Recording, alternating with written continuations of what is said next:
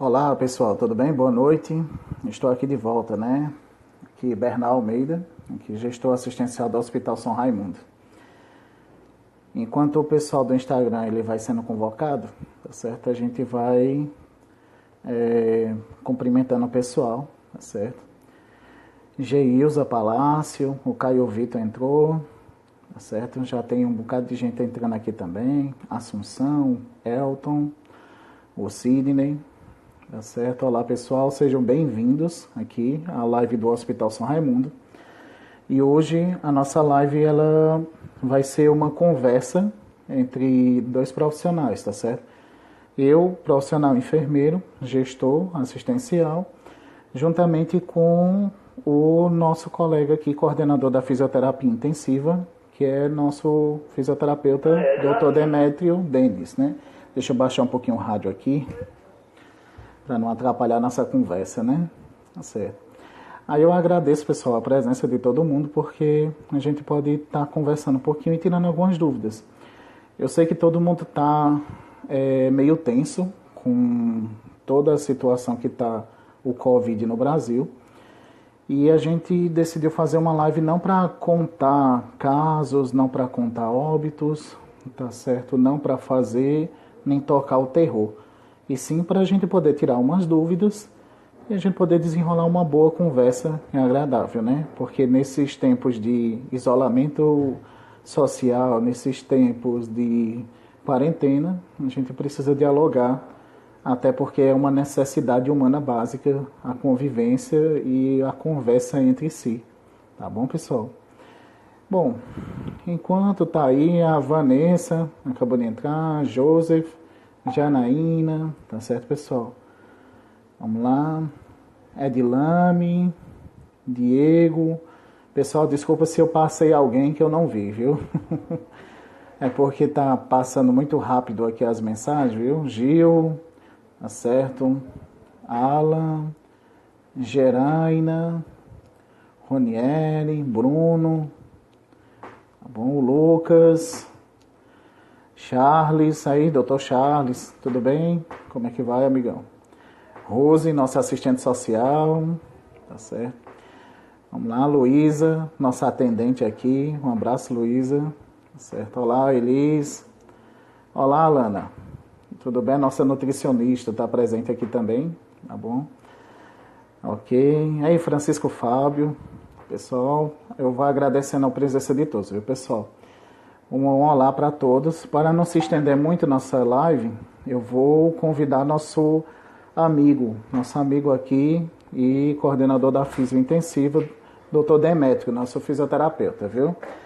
Pode entrar, Demétrio, viu?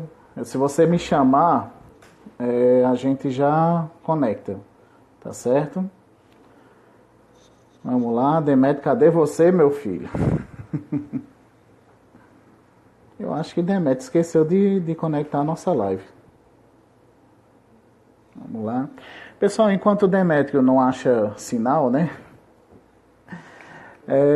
Eu vou começando logo o assunto com vocês, então. Assim que Demétrio fazer a solicitação da live, aí a gente começa, tá bom? Pronto. Demétrio disse que já me enviou a solicitação, mas não chegou aqui não, Demétrio. Deixa eu ver. Cadê? Pronto. Ainda na fazer live. Vocês me desculpem, eu tô conectando agora com o Demétrio, viu? Vamos lá. E aí, meu Bernard, caro amigo, tudo bem? tudo bem, Bernard? Tudo bem, tá me escutando bem, Demétrio? Tô escutando sim. Você, tá me escutando?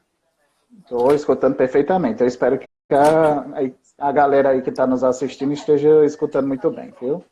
Certo. Tá bom?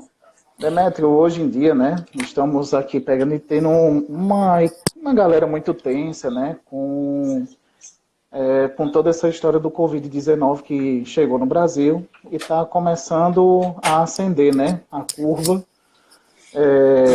E o pessoal está muito preocupado com sobrecarga do sistema de saúde, preocupado com os EPIs, preocupado com treinamentos de equipe, entendeu? Aí eu queria falar com você hoje um assunto bem mais profissional, né? Puxado para o lado profissional, porque o pessoal já está cansado de saber o básico que são as notícias, né? Que são casos confirmados, casos suspeitos, óbitos. E a gente, assim, conversando de profissional para profissional, a gente consegue ter um diálogo bem mais interessante, tá certo? Aí eu queria que você falasse um pouquinho sobre os cuidados do paciente, assim, precisamente os intensivos, né? Como é que você... E tem algumas dúvidas também que o pessoal mandou aqui nas perguntas do Stories, né?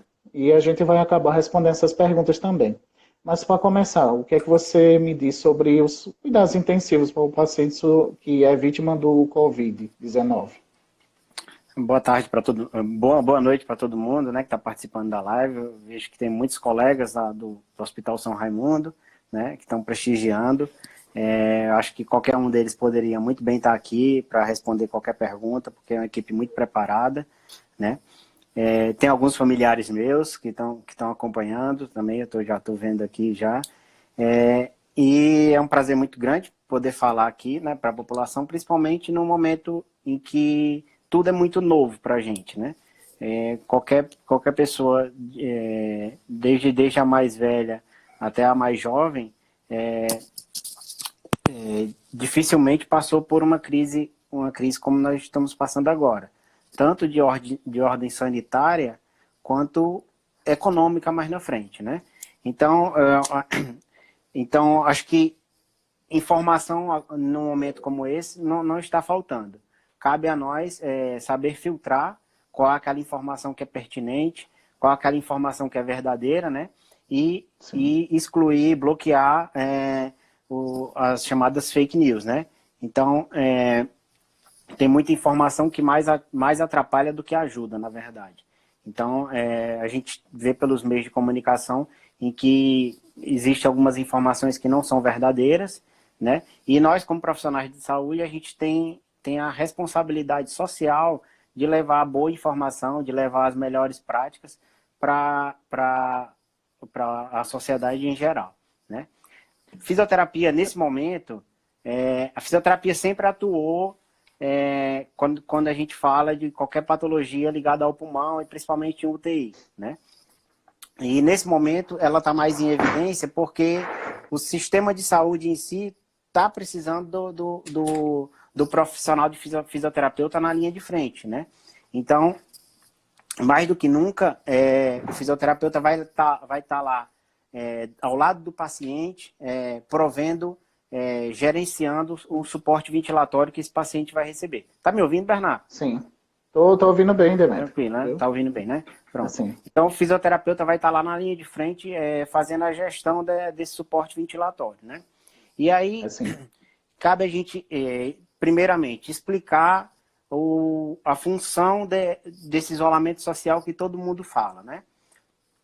Então, o motivo pelo qual a gente tem que se isolar socialmente nessas semanas que passaram e agora principalmente, né? Porque para não gerar um colapso do sistema de saúde.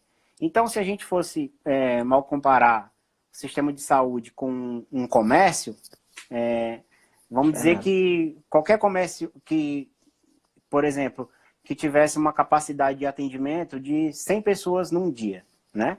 Então, vamos dizer que o comércio abre às 7 horas da manhã e fecha às 7 horas da noite. Então, nessas 12 horas, o comércio tem a capacidade de atender 100 pessoas. E agora vamos colocar uma sobrecarga nesse comércio. Vamos dizer que todos os outros comércios da região fecharam e que chegaram 500 pessoas para serem atendidas em um curto espaço de tempo, né?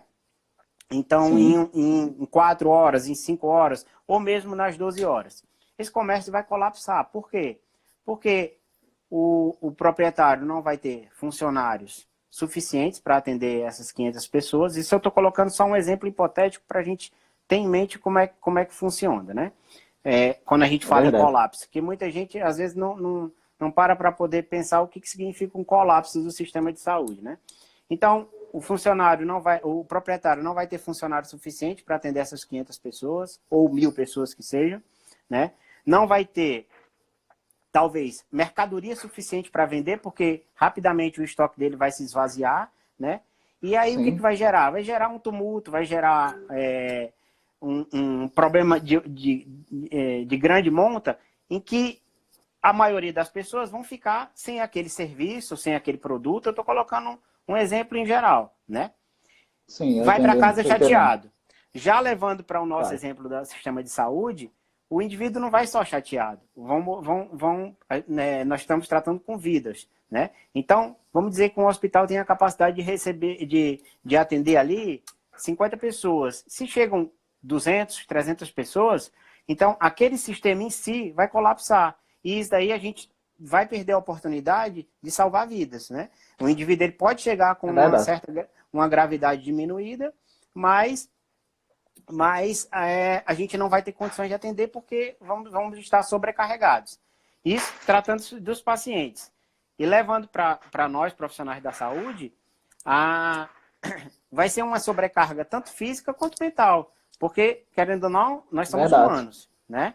Exatamente. Nós somos humanos. Então, a gente vai ver a perda de vidas. Então, por isso que, quando se fala em isolamento social, é tão importante o período que passou já, as 2 semanas, 3 semanas que a gente vem em isolamento, 2 semanas mais ou menos, vem em isolamento, e o período agora para frente. Porque, à medida que as pessoas forem se contaminando e precisando de um sistema de saúde, desde que essa curva seja suave, a gente vai nosso sistema de saúde vai ter como comportar. Mas de um certo nível, de uma certa sobrecarga em diante, aí não. Aí vai ser mais complicado. É verdade. Certo? É o que você fala da curva, né? Assim, justamente. A gente está na subida do morro, como diz o Matuto, né? Se a gente chega no ápice, esse ápice não pode ultrapassar nossa capacidade de atendimento, né? Porque quando ultrapassa, aí o sistema colapsa, né? E assim, é muito preocupante essa parte aí, mas é muito importante o que você falou, né, Demetrio? O isolamento social é de extrema importância para que, se haja contaminação dos demais indivíduos, né, que isso se dê de forma mais gradativa, né? E não de uma forma súbita. Porque é isso que a gente encontrou nos outros países, né? A infecção, a pandemia, ela se disseminou de uma forma tão súbita que o sistema não deu como dar vazão, né? Agora, puxando um pouquinho para o lado da fisioterapia intensiva, né, Demetrio? Por que a maioria das UTIs e tudo estão ficando com muito tempo o paciente, né? Fala isso, sua opinião da fisioterapia respiratória, né? Pronto. Antes da gente chegar na UTI propriamente dita, outra informação importante. Que o Ministério da Saúde já passou. Então, nos casos assintomáticos, né? Nos casos assintomáticos, o indivíduo ele pode receber o tratamento em regime domiciliar. E isso vai ajudar também o sistema de saúde a não ser sobrecarregado. Só que existem uma classe de pacientes em que eles vão desenvolver algum sintoma, né? São sintomas respiratórios. Qual o principal dele? É a falta de ar, né? O indivíduo que está com falta de ar, aí ele deve procurar o sistema de saúde, né? Outra coisa importante, quando ele chega no sistema de saúde, de antemão, ele vai ser avaliado, né, pelo enfermeiro, depois, posteriormente, pelo médico, e aí ele vai receber uma forma de oxigenoterapia. Então, vai ser instituído para ele, vai ser ofertado para ele um oxigênio suplementar, para poder, de uma certa forma, suprir a necessidade desse pulmão, que no momento ela está comprometida. Porque, inicialmente, a Covid-19, quando ela desenvolve algum sintoma respiratório, inicia-se com um quadro que a gente chama de síndrome respiratória aguda grave. Então, a síndrome, é um conjunto de sinais e sintomas, né? Respiratória, porque atinge o sistema respiratório, agudo, porque é muito rápido, e grave por conta de que o indivíduo ele precisa de um suporte médico. Então, ele precisa ir para um sistema de saúde. Ele não tem como tratar essa síndrome respiratória aguda grave em casa, né? Então, é por isso que se dá tanto a sobrecarga do sistema de saúde, né? E aí, depois que esse indivíduo ele é recebido na unidade de saúde, ele é instituído a oxigenoterapia, né? E aí vai ser um ponto crucial, porque vai existir alguma classe de pacientes que vão responder a oxigenoterapia. Então, o médico vai avaliar, vai ver quais são as demandas daquele paciente, né? Em termos de... ele pode ter uma doença associada como o diabetes, que está descompensada, né? Ele pode ter um quadro de hipertensão arterial sistêmica, que pode estar descompensada, e aí o médico vai fazer todas essas compensações associadas à oxigenoterapia, né? E então vai ter essa classe de pacientes que podem responder, mas infelizmente vai ter alguma classe de pacientes em que não vão responder à oxigenoterapia. E aí esses pacientes vão ser encaminhados à unidade de terapia intensiva, né? E aí, chegando à unidade de terapia intensiva, aí uma particularidade para a Covid-19. Porque antes da... Tá ouvindo? Tô ouvindo. Tá ouvindo? Tô ouvindo. Antes da Covid-19, né, quando esse paciente chegava na unidade de terapia intensiva, o fisioterapeuta ele tinha um leque maior de opções terapêuticas com esse paciente, né? Mas a gente sabe que qualquer forma terapêutica que tanto o enfermeiro, quanto o médico, quanto o fisioterapeuta aplique, existe o risco de geração de aerosóis. Eu acho que muita gente já ouviu falar aqui, né? E aí a geração de aerosóis nesse ambiente de terapia intensiva, ele tem um potencial de contaminação do profissional de saúde que está ali à beira-leito, né? Só para o pessoal entender um pouquinho, né, Demétrio? Existe, pessoal, existem 3 tipos de isolamento de contágio, né? 3 tipos de contágio do Covid-19, né? Um é através do contato, tá certo? Por isso que é necessário precauções de contato, como luva, avental. Existe a de gotículas, né? Que é quando uma pessoa tosse, né, Demétrio, ou espirra, né? E tem a contaminação através de aerosóis, né? Que essa é a mais perigosa, né, Demétrio? Corretamente. É quando o paciente vai fazer um exame, tipo uma coleta de suave, ele foi entubado, né, Demétrio? For fazer algum procedimento invasivo nas vias aéreas, aí ele já gera aerosóis. E esses aerosóis, eles são extremamente infectantes, né? Eles viajam numa velocidade muito rápida através das vias aéreas do ser humano e o nível de contaminação é muito grande, né, Demétrio? Sim. Por isso a importância do isolamento de aerosol, né? Isso. E se a gente fosse exemplificar, né, as gotículas, como você disse, são substâncias um pouco maiores. Então, elas vão ficar em suspensão no ar por menos tempo. Já os aerosóis são substâncias bem menores. Então, ele vai ficar suspenso no ar por mais tempo, né? Entendi. Então, o que o profissional de saúde que vai trabalhar com um paciente com Covid tem que ter em mente? A menor geração de aerosóis, né? Porque aí o potencial de risco da equipe em si vai ser menor, né? E lembrando, se o profissional de saúde se contamina, ele vai sair 14 dias aí do campo de batalha. Ele vai ter que ser isolado, né? E ele não vai poder prestar o serviço dele, correto? Correto, até porque para não passar o Covid para outros pacientes, né? Justamente. Pronto. E aí voltando ao que eu estava dizendo a respeito do leque terapêutico que a gente vai ter, que a gente pode oferecer a esse paciente lá na unidade de terapia intensiva. E é o que todo mundo está sendo falado na mídia constantemente e que a gente sempre soube que tinha esse recurso terapêutico, mas a sociedade em si desconhecia, uma grande parte da sociedade desconhecia desse equipamento, que é o respirador ou o ventilador mecânico, né? Em que está tão em evidência agora, né? E o fisioterapeuta, juntamente com a equipe multiprofissional como um todo, que faz a gestão desse suporte ventilatório invasivo ou não invasivo. Nesse caso em específico vai ser um invasivo, eu já falo o motivo, do paciente com Covid. Suporte ventilatório a gente divide em 2, basicamente. Invasivo, que é aquele suporte que a gente vai entregar quando o paciente vai ser entubado, né? Então, alguém já deve ter visitado algum parente, um amigo na UTI, e aí já foi relatado que o paciente estava entubado.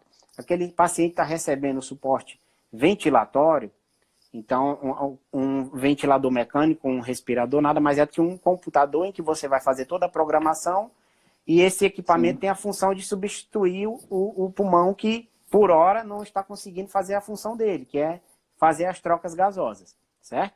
Entendi. Então, quando o paciente está entubado, ele vai receber esse suporte ventilatório de forma invasiva. Já antes da Covid, a gente utilizava muito um suporte ventilatório não invasivo, que acoplava uma máscara na face desse paciente e que se conectava ao respirador. Mas agora, com a Covid, esse recurso fisioterapêutico está contraindicado, porque também ele gera aerosóis. Então, ele tem um potencial de contaminar a equipe também muito grande, né? Então, Demetrio, para isso a gente precisa fazer mão, né, de algumas técnicas mais específicas, né, para os casos, né? Sim. Esse aí, caso de tratamento para o paciente. Aí quais são elas, hein? Aí, nesse caso em específico, o paciente que ele chega na unidade de terapia intensiva, que já não respondeu à oxigenoterapia, ele vai ter que ser entubado, né? E aí ele vai, lembrando que inicialmente esse quadro dele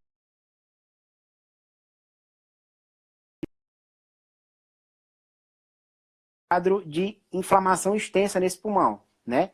Impossibilitando as trocas gasosas, que é que é a principal função do sistema respiratório, fazer a troca gasosa, pegar o oxigênio que está na atmosfera e liberar o CO2, que é produto de todo o metabolismo do nosso corpo. Eu não vou ser muito específico nessa parte para poder a gente ser mais célere, mais sucinto aqui na explicação.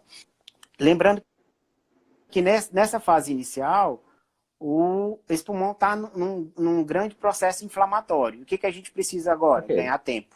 E para a gente ganhar tempo, tem que deixar esse paciente sedado, né, sobre um suporte ventilatório, né, com um respirador, e esperar essa inflamação ir regredindo e tratando outras comorbidades, outras doenças que o paciente possa vir a apresentar, entendeu? Exatamente. E depois, num curto ou médio espaço de tempo, a gente restabelecer a função pulmonar desse doente. Entendo. Então, o tempo é muito importante, né, Demetrio, para esse tratamento intensivo, né? Porque quando o paciente está sobre ventilação mecânica, a gente tem que entender que também todos os profissionais que estão ao redor, assim, estão em risco se não manusear direito o paciente intensivo, vão acabar se contaminando e até contaminando outros pacientes, né? Se aquela UTI não for só COVID, né? Se não tiver só Covid internado naquela UTI, você acaba disseminando o vírus para o restante dos pacientes na mesma UTI, né? Agora me diz uma coisa, Demetrio. Uma coisa interessante que eu queria conversar contigo era o fisioterapeuta, né? A principal função na recuperação do fisioterapeuta na UTI, né? Para o paciente de Covid. Além de dar fisioterapia respiratória, né, manusear o respirador mecânico, ele tem mais alguma coisa assim, tipo um posicionamento especial do paciente, alguma decisão de conduta da parte clínica também? Bom, Bernardo, é importante essa sua pergunta. As nossas condutas são baseadas em evidências científicas. Mas, tratando-se de Covid, tudo é muito novo, né? Então, o que a gente tem? A gente tem a experiência chinesa, basicamente, e a experiência italiana, né? Que são os dois grandes epicentros. Agora a Espanha está começando a aumentar o número de casos, né? Daqui a pouco os Estados Unidos. Então, tudo que tem de estudo envolvendo Covid-19 é tudo muito novo. Então, não deu tempo ainda para serem realizados estudos extensos, estudos com um grande número de pacientes, para testar se aquela terapêutica em si ela é benéfica para o doente, né? Mas tratando-se, voltando à sua pergunta, tratando-se da assistência fisioterapêutica para esse paciente, primeiro de tudo a gente vai ter que estratificar, saber qual é a gravidade dessa lesão pulmonar, né? E aí o fisioterapeuta faz isso, a beira-leito, baseado num exame importantíssimo, que é a gasometria arterial. A gasometria arterial nada mais é do que um exame de sangue, que é colhido do paciente, do sangue arterial, né? Que é o sangue rico em oxigênio, né? E aí, a partir desses dados, a gente tem como classificar se essa síndrome respiratória é leve, é moderada ou é grave. A partir daí, as condutas elas vão tomando caminhos diferentes, até Entendi. chegando, vamos colocar aqui um exemplo de um paciente grave, gravíssimo no caso, em que esse indivíduo ele é colocado de bruços na cama. É algo é a nossa a que não é posição de prona, né? Justamente, posição prona, inclusive que nós estamos treinando exaustivamente aí no hospital, justamente para receber esse tipo de paciente, a equipe está toda alinhada em relação à conduta, né? Então, vai desde essa posição prona, como eu havia falado, como outros recursos para manter esse pulmão funcionante, né? Quando eu digo manter esse pulmão funcionante, garantindo uma troca gasosa adequada para esse doente, certo? E passando dessa fase mais crítica, essa fase mais aguda, a fisioterapia vai atuar também para poder retirar esse paciente do suporte ventilatório quanto antes. Então, fisioterapia é fundamental na unidade de terapia intensiva porque ela reduz o tempo de internamento desse doente na UTI. Então, querendo ou não, a fisioterapia em terapia intensiva, a grosso modo, ela reduz o tempo de internamento, ela reduz custo, né, para o Estado, porque basicamente a maioria dos leitos de UTI que vão serem montados vão ser custeados pelo Estado, né? E a partir daí vai reduzir o tempo de internamento e vai dar condições para a gente liberar aquele leito quanto antes e poder dar oportunidade para outros pacientes que necessitem. Que bom.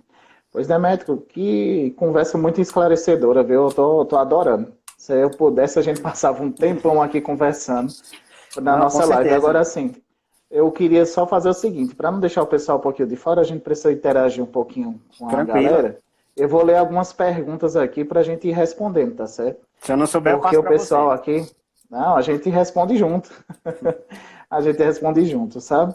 Aí tá aqui o Bertone Garcia, dizendo que tá um show de informações, parabéns. Ok. Tá aqui, vamos lá, parabéns aos profissionais, obrigado, viu, Priscila? Um abraço ao nosso colega aqui, fisioterapeuta Tiago, tá aqui presente também, Maurício. Nosso parceiro lá. Carol Alencar, tá ótimo, pessoal, muito obrigado. Guilherme, nosso farmacêutico, tá presente nessa live, Eliane, nossa enfermeira.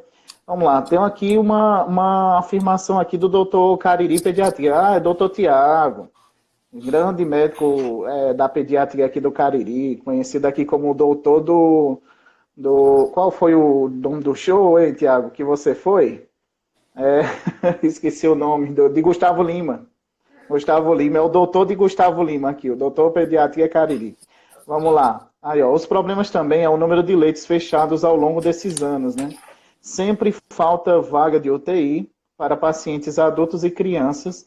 O problema é que o sistema de saúde já está colapsado, mesmo antes, né?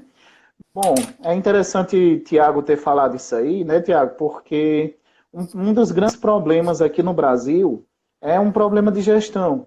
Muitos hospitais, ao longo das últimas décadas, eles fecharam suas portas por conta de problemas de gestão, ou gestões governamentais, estatutárias, ou outro tipo de gestões privadas ou filantrópicas. Aí a falta de profissionais ou a falta de gestão e investimentos na área acabam se fechando leitos, tanto de enfermaria quanto de UTI. Aí o Tiago aqui, doutor Cariri Pediatria, está afirmando que realmente o sistema já está colapsado. Realmente a gente tem uma dificuldade de ter vagas de UTI, de ter vagas de enfermaria, mas eu acredito, Tiago, que para o Covid-19, os órgãos públicos eles têm trabalhado exaustivamente para ver se conseguem aumentar o número de leitos e ver se a gente consegue amortecer um pouco essa pancada, né? Pelo menos aqui na nossa região, né, na região do Cariri, tem um hospital regional, né, que está absorvendo boa parte dos casos que são suspeitos e confirmados, e eles afirmaram também que vão começar a receber os casos graves. Aí, assim, tendo tempo, a sorte nossa, né, Demétrio, do Brasil, é porque o Covid passou deixando um rastro de destruição na China, na Europa, e agora está nos Estados Unidos, e a gente está tendo uma grande oportunidade dada para a gente de mão beijada, que é o tempo de preparação, né?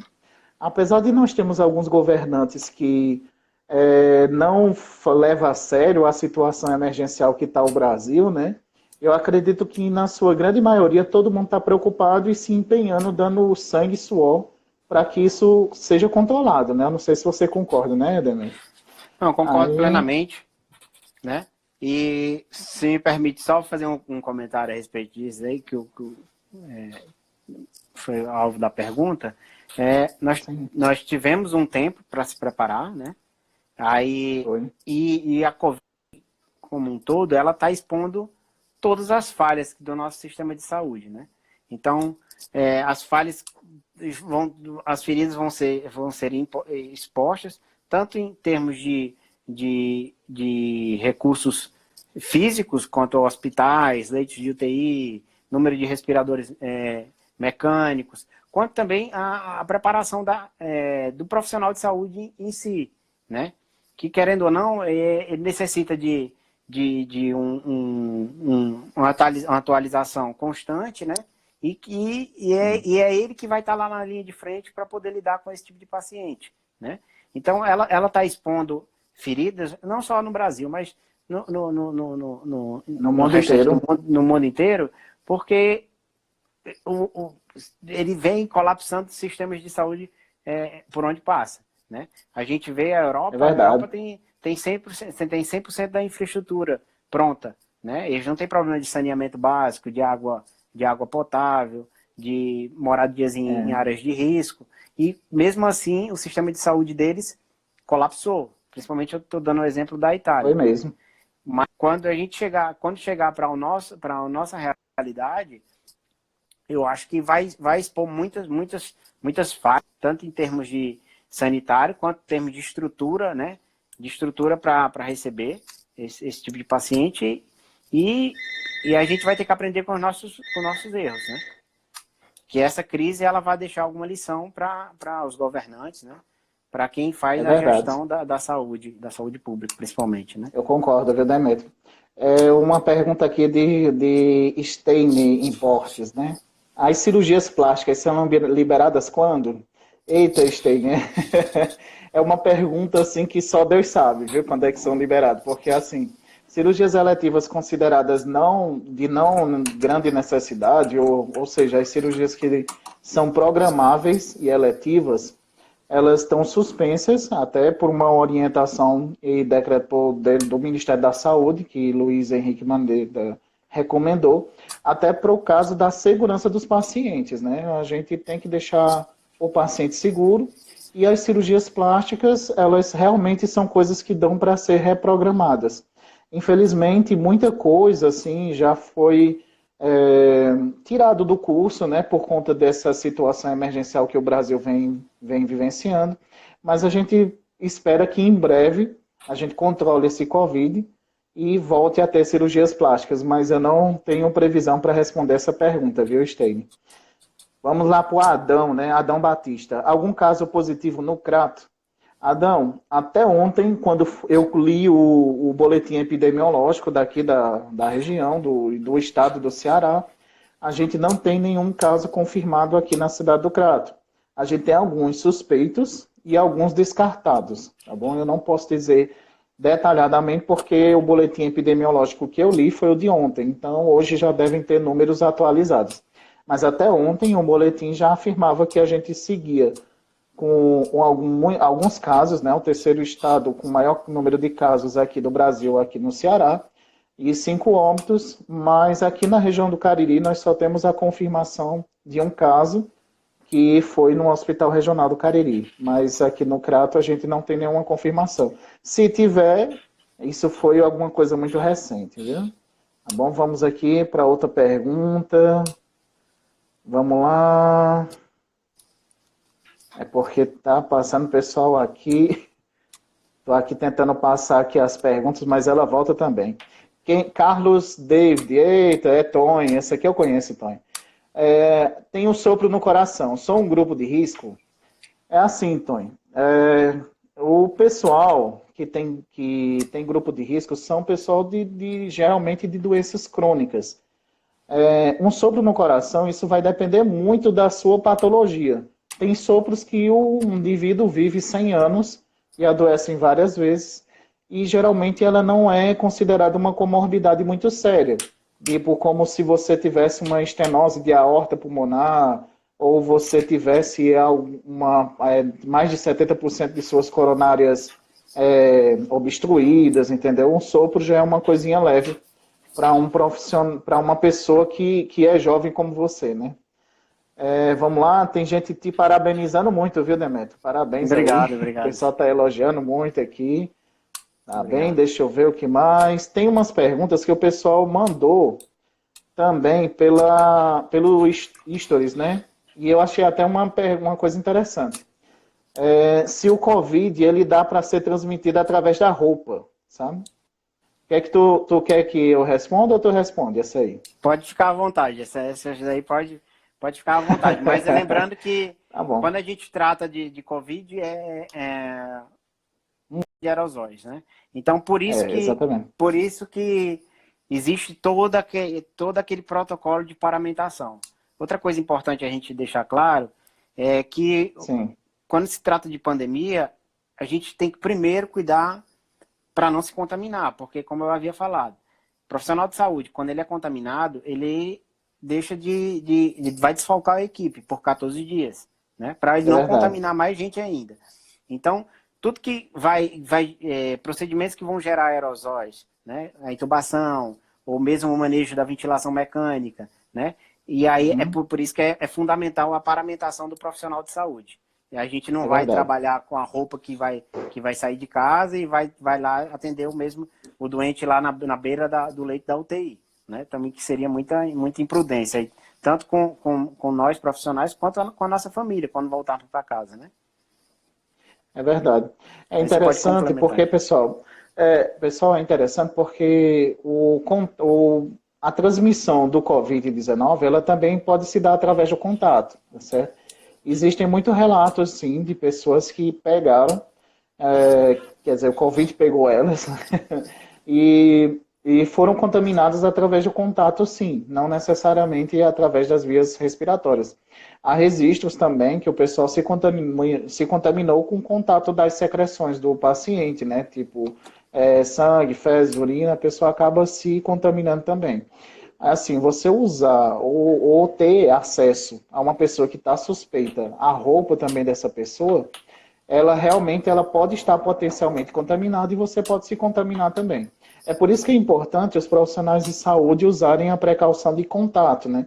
Que é sempre estar usando luvas e um avental, nem que seja um avental descartável ou impermeável, mas se você for ter contato com aquele paciente, é para você ter as precauções de contato com ele, entendeu? Não tentar tocar diretamente em suas vestes ou em sua pele, né? No caso, ou secreções. É para ter esse tipo de precaução, sim. Outra pergunta, Demétrio, que o pessoal fez é assim, perguntando, e gestante é grupo de risco para o Covid? Como? Não escutei, Bernardo. Gestante, Sim. Demétrio, é grupo de risco para a Covid? Foi uma Você se pergunta que sente mais fizeram à no vontade Istas de também. responder essa pergunta? Se Porque, você quiser assim, começar, fica à não, vontade também. pode começar e eu complemento. Porque, assim,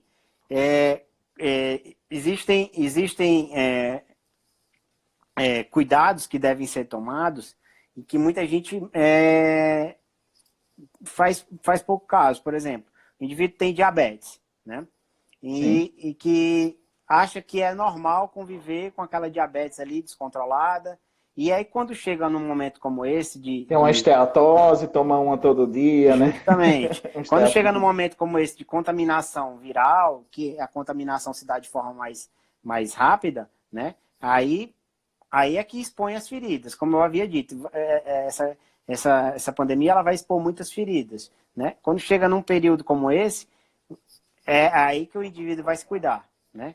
E aí a Sim. gente tem N casos, tanto com familiares quanto com amigos, em que vai deixando levar, né? E aí quando chega num momento como esse, que as feridas são expostas. Mas em relação à da gestante, eu deixo para você também.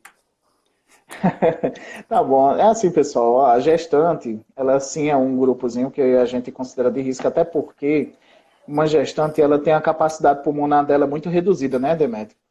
É tanto que a gente considera a gestante como um grupo de risco também, não só para a Covid, mas qualquer outro tipo de doença respiratória. Se vocês têm ideia, a gestante ela é obrigatória, junto com a vacina da hepatite e a vacina do tétano, ela também é necessário tomar a vacina da influenza, que é a vacina da H1N1, né? Porque quando você fala em gestante, quando houve aquelas mortes em 2008, mas esses mais recentes, de 2017 também, o pessoal tinha uma preocupação muito especial com gestantes, porque ela tem uma capacidade pulmonar muito reduzida por conta da gestação, né, Demetrio? Aí, Você me assim, o permite, pessoal considera muito. só um parêntese, Bernardo? Sim, diga. Talvez com a gestante, eu sei que a gestante ela tem um autocuidado excepcional. Sim, Mas um é grupo de verdade. risco que ninguém fala e que a gente encontra a rodo por aí com grande quantidade são os obesos. Então, o Ah, é paciente verdade. que é obeso... Isso é uma indireta, né, Não, Demetrio? não foi indireta. Foi direta Não, mesmo. tudo bem. Os Vai, obesos, quando não. os obesos são um grupo de risco. E aí, pelo mesmo motivo que você São. falou, a capacidade respiratória fica reduzida. Porque aquela gordura abdominal que é acumulada, fica mais difícil para o indivíduo respirar, né? Nada pessoal, Bernardo. A gente está só fazendo Não, eu esclarecimentos sei. aqui, Eu, posso, entendeu? eu tenho A aqui gente minha gordurinha abdominal também. Eu sou grupo de risco e Falta de não nego para conselho não ninguém. foi. Falta de conselho não foi. Verdade. Valeu. Aí o que acontece? Aquela gordura abdominal acumulada, ela vai dificultar a excursão do diafragma. O que é a excursão do diafragma? O diafragma é o principal músculo da respiração. Então ele precisa Sim. abaixar no sentido abdominal para poder conseguir captar a quantidade de oxigênio que o indivíduo vai precisar, correto? E aí, se o indivíduo tenha um excesso, essa capacidade do diafragma fica comprometida. E aí, o indivíduo ele se torna grupo de risco. Quando esse paciente chega na UTI, são pacientes de difícil manejo, não são fáceis o manejo com esse tipo de paciente. Você para entubar um gordinho é bem mais difícil do que um mais rígido, né? E para ventilar também, né? Então a gente tem uma resistência, uma barreira física ali para poder a gente acomodar a quantidade, o volume de gás dentro do pulmão do doente, né? É verdade, é verdade. Pois é, pessoal. Aí assim, eu já estou vendo que vai sobrar e vamos. Acho que assim, a gente já pode encerrar porque a live já está durando um pouquinho, né, Demetrio? O pessoal aí eu agradeço demais a presença de todos. Eu agradeço aqui a presença do nosso grande fisioterapeuta aqui, doutor Demetrio, viu, pessoal? Foi muito esclarecedor, viu, Demetrio? Nossa conversa, eu adoro conversar contigo, viu? Não é à toa que você é responsável pelo treinamento e capacitação de nossa equipe de enfermagem da UTI, enfim, no que corresponde à ventilação mecânica. Eu sei que você é top, meu amigo, viu? É isso, agradeço demais. A equipe toda faz muita diferença, entendeu?